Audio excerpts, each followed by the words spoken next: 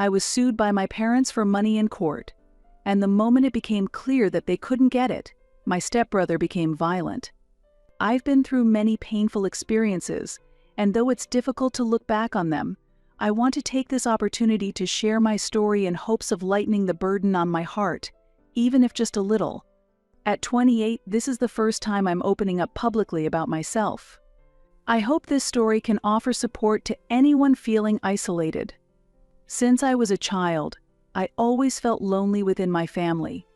My parents, Sophia and Daniel, were different from typical parents. In my memory, they were both physically and emotionally abusive, causing much of my pain and suffering. I have 2 younger sisters, making me the eldest of 3. While my parents treated my sisters gently, for some reason I was always the target of their anger and frustration. Fearful moments are deeply etched in my memories. My parents would insult and beat me under the guise of discipline. When I was 5, I tried to pour myself a glass of milk, but I didn't manage to do it properly. My father, seeing this, became furious. He grabbed my arm, dragged me into the living room, and pushed me onto the sofa, scolding me, saying, "How can you not even do something as simple as that?" My mother was also there, but she just stood by and watched. Things like this were an everyday occurrence in our household. From kindergarten through high school, school life was also challenging. I was bullied, and the other students knew about my situation at home too. Unlike other children, I couldn't feel the happiness they did. I wasn't allowed to have new clothes and often wore worn-out clothes, which made me a target for ridicule. Even when I wanted to play games with others, I was ridiculed and wasn't even allowed to join. I tried to talk to a teacher about it, but they didn't believe me and didn't seem interested in getting involved. When I entered middle school, the situation worsened. One of the most unforgettable events happened in 7th grade.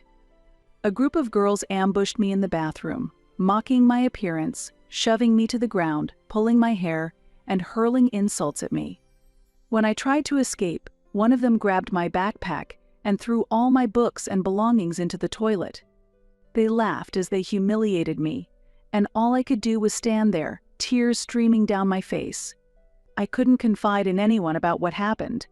I understood that standing up for myself would only make things worse. The situation continued even as I moved on to high school.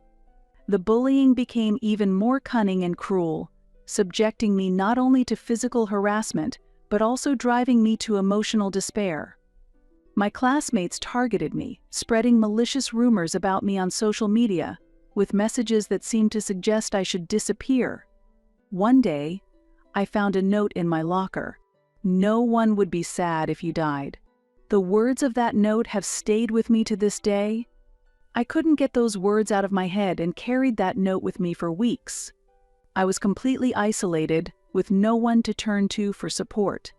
My life at home during high school was also a nightmare. The abuse from my parents only worsened. They constantly put me down, telling me I was someone who could accomplish nothing. My father was consumed by alcohol, and I could never predict when his anger would explode. It was pure fear. One night, he came home drunk, furious that dinner wasn't prepared. When I explained that I had class and couldn't cook, he suddenly slapped me across the face.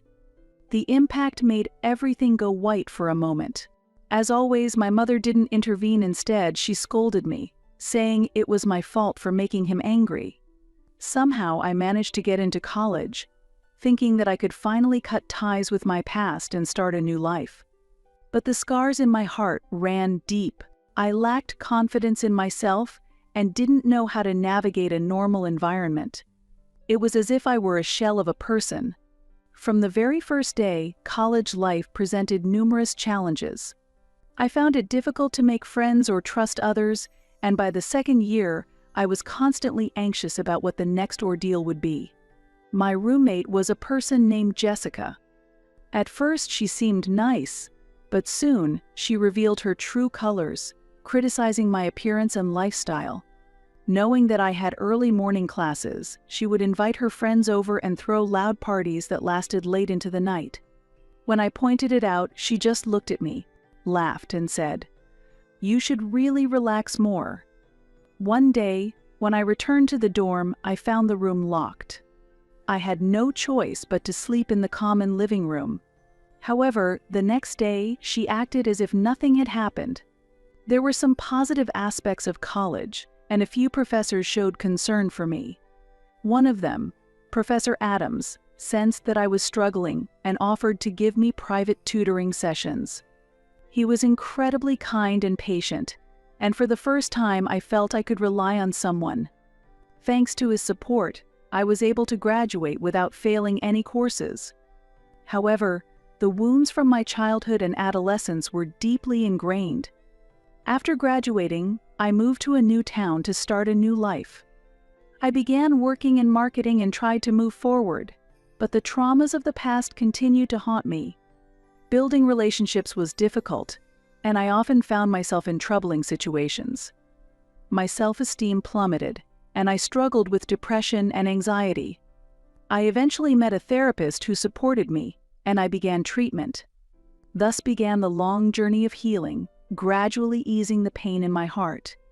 One of the toughest challenges was talking about my parents and the abuse. It took me several years to gather the courage, but I finally took action. I wrote a long letter to my parents, detailing what they had done to me and the impact it had on my life.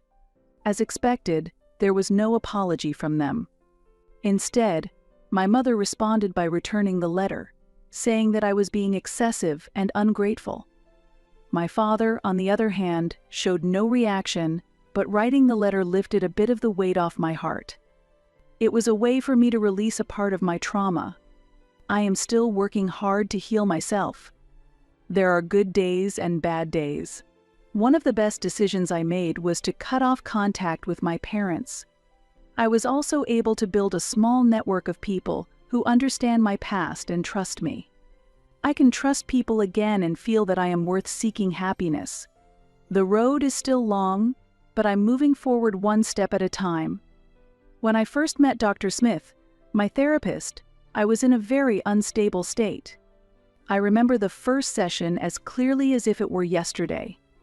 I was so nervous and anxious that I couldn't even look at her face. Still, Dr. Smith was patient and created a safe environment where I felt comfortable sharing my feelings. After a few sessions, I was able to talk about my childhood. Whenever she spoke to me in her gentle voice, I always looked down. One of the most important moments in my treatment was when Dr. Smith talked about compassion and asked me how I would treat a friend who had gone through the same situation. Would I condemn them or see them as worthless? I would never feel that way. I would treat them with compassion and kindness. She told me that I needed to treat myself in the same way. It was a new feeling for me, but it gradually led to a new way of thinking about myself.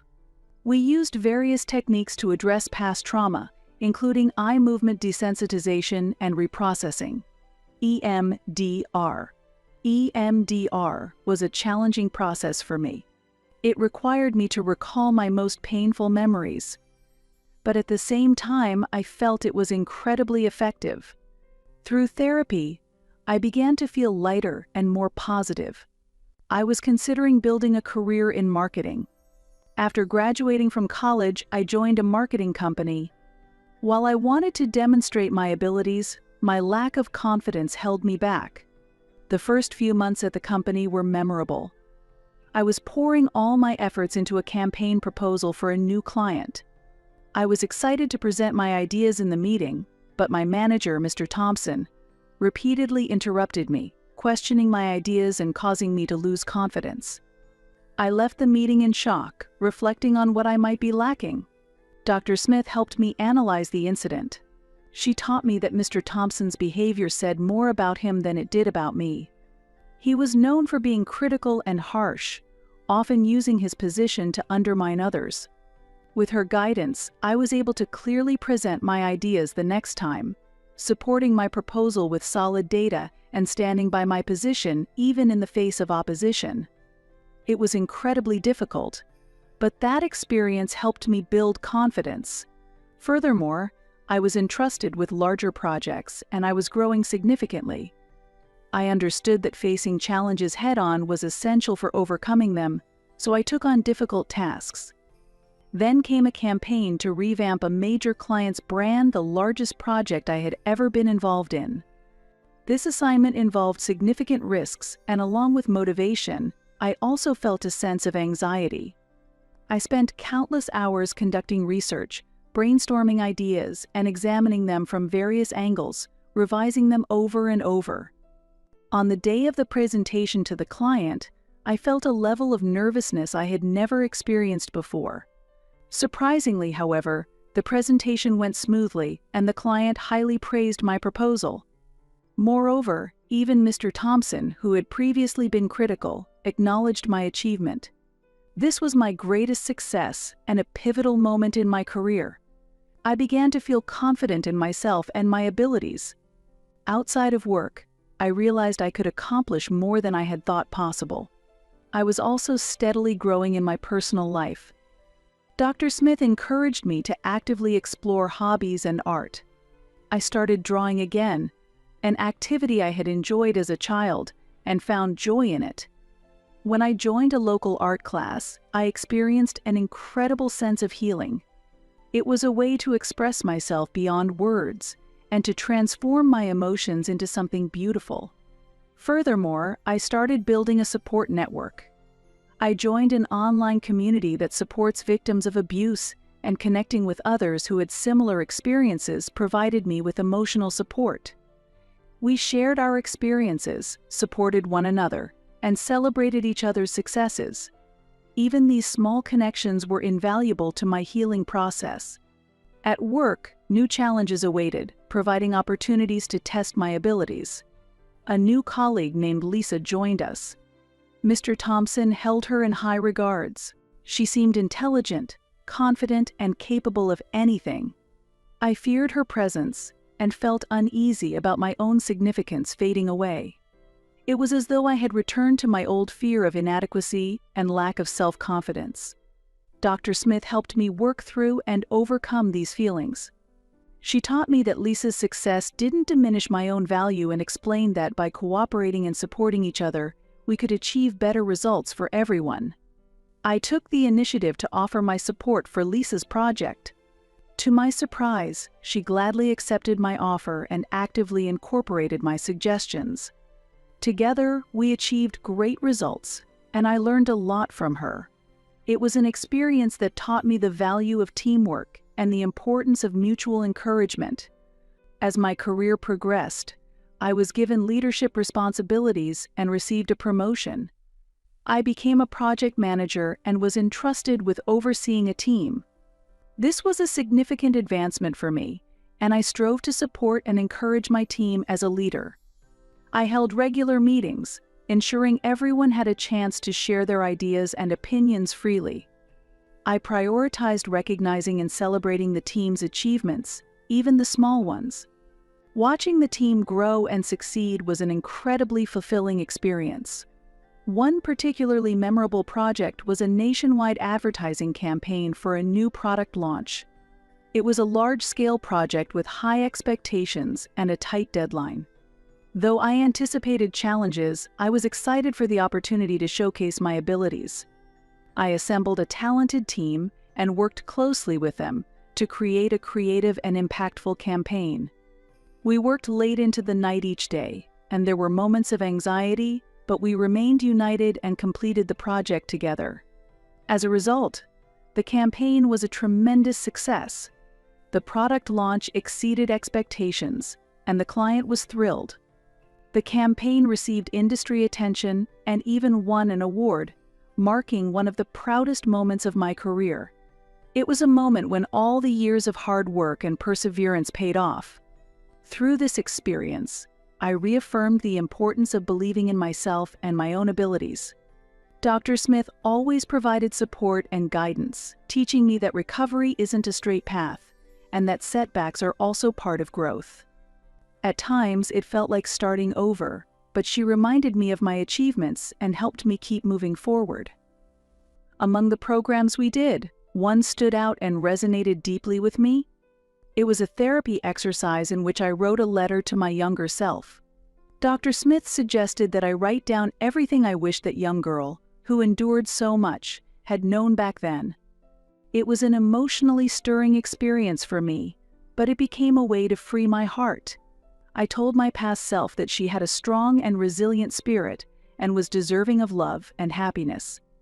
I assured her that the abuse she experienced was never her fault and that a wonderful future awaited her. This letter allowed me to look at myself from a new perspective, reaffirming that overcoming suffering requires inner strength. Now I am living in a much better environment, enjoying life. I've learned to protect my boundaries and to cherish my happiness. My career continues to grow, and I now mentor newcomers to the industry. Being in a position to guide others and help them overcome their own challenges brings me immense fulfillment. Looking back, I can see just how far I have come. The journey of healing continues, but I feel that even a difficult path is worth taking, one step at a time. I've learned that sometimes it's essential to rely on others and allow them to support me while treating myself with kindness. I've also realized I possess more strength than I once thought. Life gradually moved in a positive direction.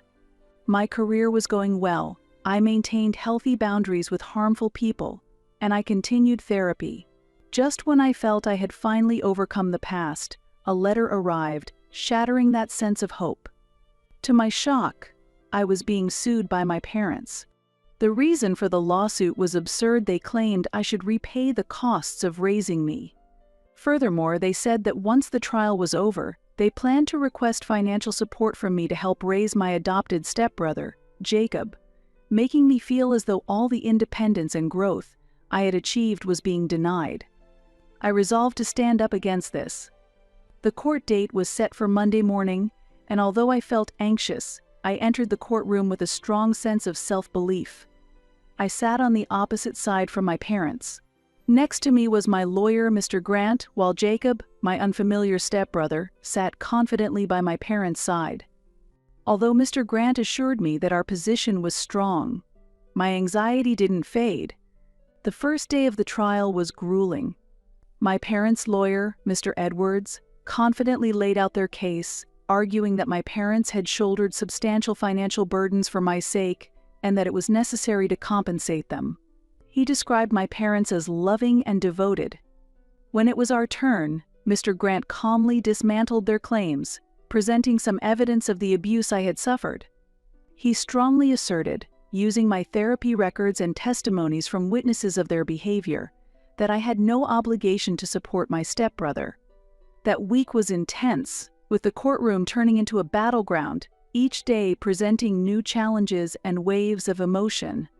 On Tuesday, my mother took the stand, shedding tears with a dramatic performance. She tearfully claimed that she had always dedicated herself to me and couldn't understand why I felt abused. Despite my anger at her false tears, I remained composed. Then, on Wednesday, my father's testimony began. During his testimony, he took an aggressive stance, accusing me of being selfish and ungrateful. He even raised his voice in anger, directing his fury at me from the witness stand. The judge intervened, warning him about his attitude and instructing him to remain calm. Mr. Grant skillfully exposed the inconsistencies in his testimony. Thursday was the hardest day for me. Jacob took the stand.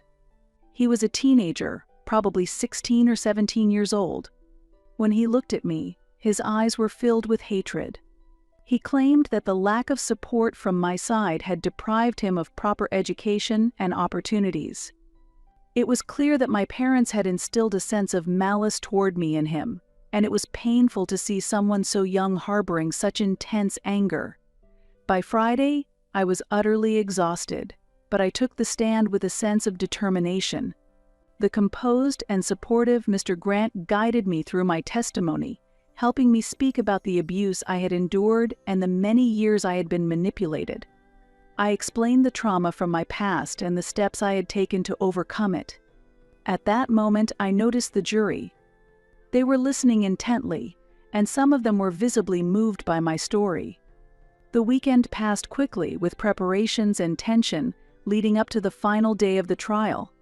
It was clear that Monday would be crucial for us. Mr. Grant and I meticulously prepared, ready to address any statements Mr. Edwards might make. When Monday arrived, the courtroom was filled with a palpable sense of tension.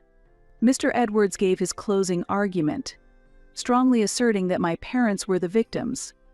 In response, Mr. Grant delivered a powerful speech, reminding the jury of the abuse I had endured and emphasizing that my parents bore responsibility for it. During this, my parents remained silent. A long period passed, and the jury left the courtroom to deliberate. Each tick of the clock heightened the unbearable tension as time weighed heavily on us. Eventually, the jury returned, and the verdict was finally delivered. I had won. An overwhelming sense of relief filled my heart, and I realized that I had triumphed before my parents. As the judge announced the verdict, I felt a weight lift from my shoulders. At that very moment, an unexpected event occurred. Jacob, who had shown uncontrollable anger throughout the trial, suddenly ran toward me. He was holding a baseball bat. The courtroom erupted in chaos, and someone screamed. He swung the bat at me. I managed to dodge, but the bat grazed my arm, sending a sharp pain through me. The security guards forcefully restrained Jacob, pinning him to the ground as he screamed in a fit of rage. The courtroom was in turmoil, with people trying to grasp what had just happened amid the confusion. Mr. Grant and the security guards quickly escorted me out of the courtroom. Once outside, my heart was pounding, and it took a moment to regain my composure. The adrenaline was still surging through my body, and a dull pain lingered in the arm where the bat had struck. Mr. Grant promptly arranged for an ambulance, and I was taken to the hospital for evaluation. Fortunately, the injury wasn't severe, but the incident was a shocking experience for me. Jacob's outburst only worsened the situation, and my parents claimed it was my fault for intentionally provoking him, trying to dismiss his actions as nothing more than childish tantrums, hoping to turn the incident to their advantage. However, Jacob's assault had been clearly captured on the courtroom surveillance cameras. Jacob was immediately taken into custody. Although my parents tried to distort the incident to suit their narrative, within days, the media began to take interest, with reporters seeking details about the trial and Jacob. I refused all interviews, focusing instead on healing and rebuilding a positive life. During this time, Mr. Grant arranged for a restraining order against my parents and Jacob. Although the shock of the assault lingered, they would never be able to come near me again. I felt that, through the trial, I had confronted my past and was finally able to close that chapter. I had won the case, and I continued seeing Dr. Smith for counseling afterward. She helped me calmly process the recent events and confront the residual fears and anxieties in my heart. She reminded me that I was now steering my own life and was no longer a victim. Through this experience, I gained an even stronger resilience. I became an advocate for others who had suffered from abuse, sharing my experiences in support groups and online talks. My work was going well, and I felt a profound sense of accomplishment in helping others heal their emotional wounds. Then, a few months later, a special opportunity arose. After the trial, I was invited to speak at an event for people facing adversity, where I shared my story from the stage with an audience. At that moment, I realized that it's not the past events that shape us, but rather the strength to confront them and the belief in ourselves. Life is far from perfect, and I still encounter difficulties, but I am now certain that I can overcome any trial. This experience has strengthened my heart immensely. I am now determined to help others find their own strength based on my own experiences. Following the incident in court, Jacob was arrested and charged with assault. The security camera had clearly captured the moment he attacked me, leaving undeniable evidence. The trial proceeded quickly, and given his age and the severity of the assault, a guilty verdict was reached. As a result, he was sent to a juvenile detention center. The judge determined that Jacob's deep-seated issues stemmed from the influence of our parents and mandated therapy for him. The impact of Jacob's actions reverberated through the entire family. Child Protective Services, CPS, stepped in and began a detailed investigation into whether my parents were fit to raise children. The abuse I had suffered, as well as the lack of proper support and environment provided to Jacob, came to light, exposing the harsh realities of the household. CPS concluded that my parents were unfit to continue parenting and decided to revoke their legal guardianship rights. Jacob entered a rehabilitation program in the juvenile center, and the other foster children in my parents' care were also removed for their protection. This unexpected development stirred many emotions within me. I felt that the time had finally come for my parents to face the consequences of their actions, and I felt validated in my position. At the same time, it was painful to witness the severe impact my parents had on Jacob. I hoped he would find healing amid the turmoil and discover a path to a brighter future. Through therapy, I found my own healing. Dr. Smith, my therapist, became a reliable source of support as I coped with the aftermath of the trial and the assault. She encouraged me to focus on the positive changes in my life and to build a future rather than being held back by the past. Thanks to her, I began opening my heart to new relationships. Though I had once been cautious with others, I realized that connection with people was essential to the healing process. It was around this time that I met John. We were introduced through a mutual friend at a dinner party. He was gentle, humorous, and incredibly kind, and we quickly became close, forming a deep bond. We shared a similar passion for art and travel. I had never felt such a profound connection with someone before. Our friendship soon evolved into something deeper, and we began dating. However, our relationship also faced its challenges. I opened up to John about my past. He trusted me to an astonishing degree, yet I sometimes still felt anxious and worried. Trusting someone wasn't easy for me, and there were times when I felt overwhelmed by my insecurities. But he was always patient, consistently willing to talk things through to understand me, easing my anxieties. Around 6 months into our relationship, an unforgettable moment occurred. We had planned a short weekend trip to a mountain cabin, intending to unwind and relax away from everyday life. However, on the first night, I had a nightmare about being attacked in the courtroom. I woke up in terror, and John rushed over to me as I panicked. He held me gently as I cried, comforting me by saying, "It's okay, I'm here with you." At that moment, I realized my feelings for him were unwavering. I knew he was more than just a partner. He was someone who genuinely cherished me and would always be there to support me. I began envisioning a future with John. We shared our dreams and goals and discovered that we held the same values. As our relationship reached its 1-year mark, John planned a date reminiscent of our first, ending with a proposal. Our engagement period was filled with days of excitement for the future. We held a warm wedding, surrounded by close friends and family. On our wedding day, in a beautiful garden filled with blooming flowers, we exchanged our vows in the presence of our loved ones. As I stood holding John's hand, looking into his eyes, I felt peace and joy I had never experienced before. The ceremony became a time to celebrate love and resilience. Friends from my support group, colleagues, and professors who had supported me during college attended, including Professor Adams, whose presence was a delightful surprise. He had encouraged me throughout my studies, and it was a precious moment to celebrate this special day together.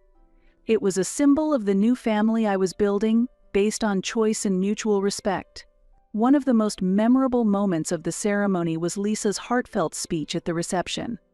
Lisa, too, had overcome her own struggles, and through her speech, we reaffirmed our bond.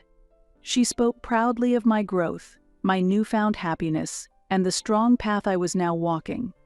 Her words brought tears to my eyes, and her friendship and support became a cornerstone in my married life. After the wedding, John and I started our new life together. We found a comfortable apartment and began decorating it with art pieces and memories we shared, envisioning our future. We traveled together, found new hobbies, and continued supporting each other's dreams. John encouraged me to pursue art more seriously, which led me to pick up my paintbrush again.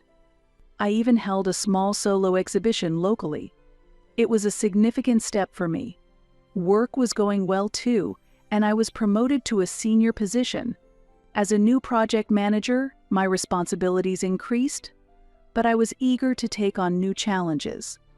One of the largest projects I led was a marketing campaign for a nonprofit organization focused on mental health awareness. This project held special meaning for me, and I poured my heart into it. The campaign was successful, raising awareness and funding for mental health services.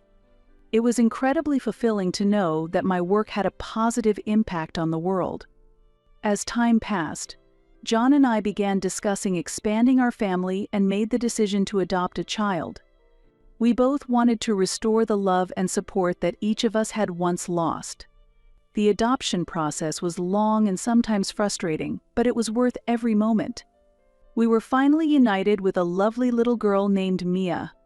The moment we welcomed her into our family was an irreplaceable, joyful experience for us. Mia brought so much happiness and light into our lives. Parenthood was a fresh and exciting challenge, and John and I continued to provide loving support, navigating the sleepless nights and the joys and sorrows of Mia's growth together. In doing so, we were able to break the cycle of abuse and neglect we had experienced, providing her with a nurturing environment.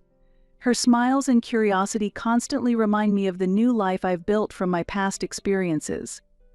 I continued attending therapy, with Dr. Smith remaining a steadfast source of support. She became an essential figure in helping me balance work and parenting, sharing strategies to navigate life's ups and downs. Her guidance was invaluable to me, and without her support, I wouldn't have come this far. Looking back, I see how I've grown from a frightened child living in fear of abuse to someone confident, surrounded by a loving family. I never imagined my life would turn out this way. Though there remains a bit of the old pain, it has become part of my story. A symbol of healing, resilience, and hope for the future.